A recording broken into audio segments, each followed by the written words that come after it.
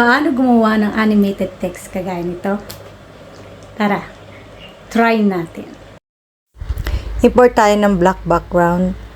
Tapos piliin natin ang 9:16 na aspect ratio.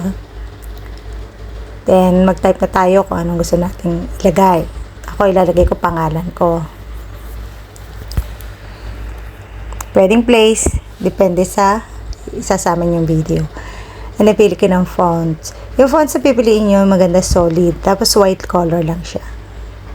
Yung walang masyadong arte-arte. Tapos ipantay natin sa ating black background. Then isi-save natin yan. Export natin. And then pagka-export,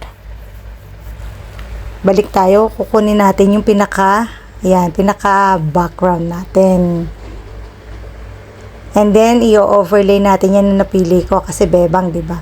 Tapos, kunin natin, i-overlay natin yung ginawa natin. Yung ginawa nating video, yung may black background. Yan, yung bebang. So, yan, i-ano natin yan, chroma key. Remove background natin, i-chroma key natin yan. Asan yan si chroma key? Pinabagal ko para medyo humaba.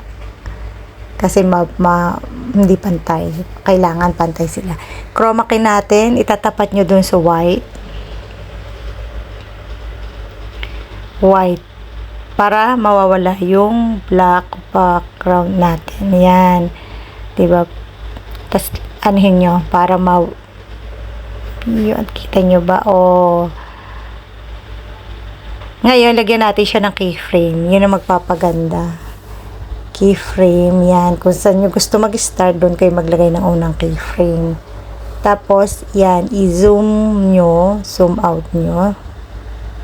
Dahan-dahan, depende sa inyo kung yung una at dulo lang kayo. Ako, yan, naglagay ako sa gitna. Tapos, hanggang sa palaki ng palaki.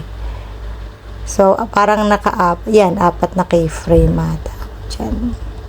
So, ganun lang. So, zoom nyo lang.